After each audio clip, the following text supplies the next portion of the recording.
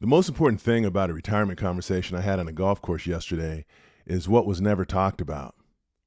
We never talked about having $1,000,000, and that is exactly what mattered. I was playing golf with a buddy of mine the other day, and he's a buddy of mine that watches the channel, and he's seriously thinking about retirement, early retirement. And like a lot of people, he's trying to answer one big question. How do I bridge the gap when my paycheck stops? And what surprised me is how quickly the conversation went from where real retirement conversations usually go: purpose, not numbers. I asked him a simple question. What would you want if you weren't working anymore? And he didn't hesitate. He talked about becoming a golf instructor, working with the First Tee. In fact, he had mentioned that he had done some volunteering with the First Tee organization before working with kids. I asked him a simple question. What would you want to do if you weren't working anymore? And he didn't hesitate. He talked about becoming a golf instructor, working with the First Tee, staying connected to the game that he really loves. He loves golf. I had another guy in the group, and he asked a question. And he says, well, do you like your job? And my buddy said, I like what I do, but I want to do things that I enjoy. And that answer is really more common than most people realize. In fact, over 70% of workers say they're generally satisfied with their jobs, but want more meaning and control over their time. Here's the part I want you to notice. Not once did we talk about net worth, not once did we talk about a retirement number, or did we talk about having $1,000,000. And that's not unusual. In fact, only about 4.6% of American households had more than $1,000,000 in their retirement accounts. So in real life, don't start with the math. They started with the identity. Here's the real risk, though. Most people think the biggest retirement risk is running out of money, but the data says something different. About 41% of retirees report moderate to severe difficulty adjusting to the life after work and the identity associated with that, because work gives us the structure, gives us the social interaction, and essentially gives us the sense of usefulness. And when that disappears overnight, you'd be surprised at how many people struggle, even when their finances are solid. So here's a process for outlining your path to retirement. Step 1, separate what you do from what you enjoy. Ask yourself the question, what am I good at? What do I enjoy even without pay? And for him, it was golf. And 92% of retirees say having a sense of purpose is a key to a successful retirement. And purpose doesn't always have to be impressive. It just needs to be honest. Step 2, use bridge activities, not forever jobs. Golf instruction, volunteering with First Tee, part-time involvement. These aren't second careers. They're really just bridges. It's kind of like my YouTube channel. I don't see my YouTube channel or this channel that you're watching as a career.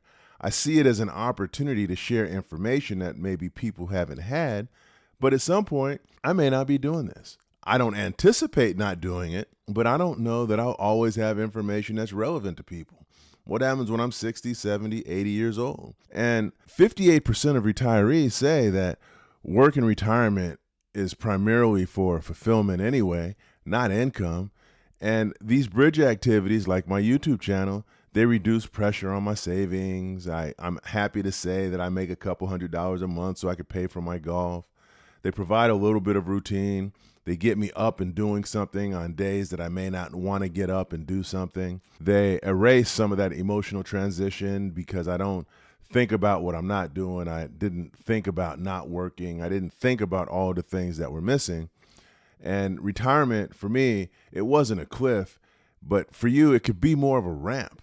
It really becomes a ramp to doing the things that you want to do, because if I ask any of you, you're going to have things that you want to do on a regular basis that you're just not doing. Even if it's around the holidays, spending more time. My wife was asking me during the most recent holiday season, this is the time that you usually are saying, I wish I would have taken more time off like you did. I don't have to worry about that. Now I can just jump back into the flow and do whatever I was normally doing. But let it be a ramp to something that you want, not necessarily a cliff stepping off of something that you were doing before. Step 3, put money back in its proper place. And what I mean by that is most people plan for retirement backwards. First, they think about the money.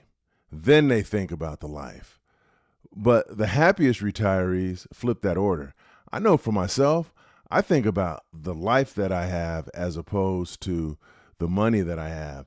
If I go broke, then I'll figure something out. I've got a couple things that I can do. I've got a YouTube channel. I can go work at a grocery store or something. I could go and work at an elementary school as a elementary school teacher. There's things that I can do to make a little bit of money, assuming nothing catastrophic happens. And I don't anticipate anything incredibly catastrophic happening. I think if we are anticipating something catastrophic happening, then we need to plan for that.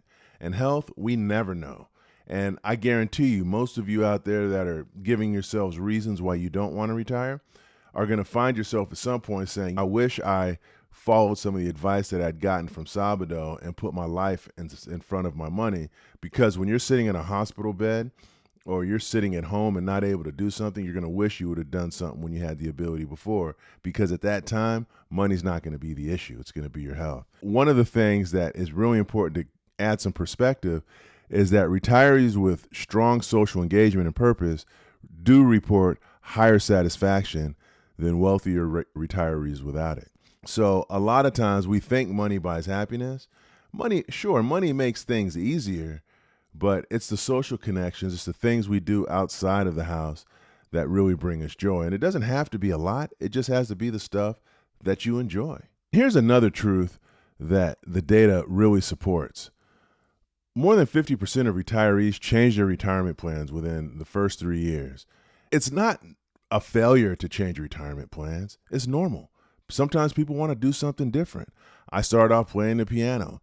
Then I started doing other stuff, going on walks every couple of days with my 80-year-old buddy. And now I'm doing something a little different. I may go back to some of those things when the weather changes. It's okay. You have to allow your interest to evolve. I allow my interest to evolve all the time. Sometimes my wife would say it's too much. My energy has changed.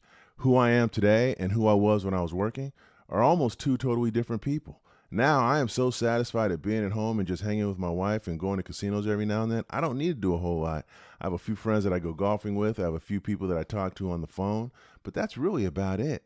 I don't need a lot of external validation about who I am because, folks, I'm right where I wanted to be. And I think for a long time, I wasn't where I wanted to be. So I was trying to convince myself that I was happy where I was.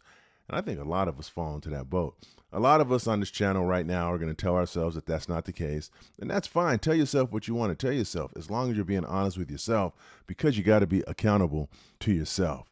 But the version of retirement that you see immediately is version 1. And just know that your priorities are going to shift and that your interests are going to evolve over time. So the big takeaway from this conversation is that the golf conversation that I had with my buddy really reinforced something powerful. Retirement planning doesn't start with a number. It starts with a question. And that question is, what do I want my time and my identity to be about? And when you answer that, the money conversation is now finally in context, because now the money is the tool to fund your lifestyle as opposed to a means to an end. So I'm going to close with this. And I'm going to close with a challenge to all of you. I want you to stop asking yourself, do I have $1 million? Because $1 million isn't the goal. The question that I want you to ask yourself when you think about your retirement and you think about your plans and your goals is, what am I retiring to? Now, drop your answer in the comments. And if you're building a retirement around purpose and not just dollars, subscribe to the Everyday Retiree. It's what we talk about. I could talk about money, but I watch The Money Guy, and they give great information. I watch a bunch of other channels that talk about the money, but folks, you're here not because the money is as big of an issue. You're here because you want to understand all the other pieces about what's it like not working anymore. And that's what I'm giving it to you straight up, no chaser. Because the best retirements aren't the rich ones. They're the ones that are the most intentional. So I'm going to go ahead and cut it here. But I just want to remind everybody, it's never my expectation that everybody retire early, but it is my expectation that you live your best life. So on that note, have a good rest of your day, and I will talk to you soon.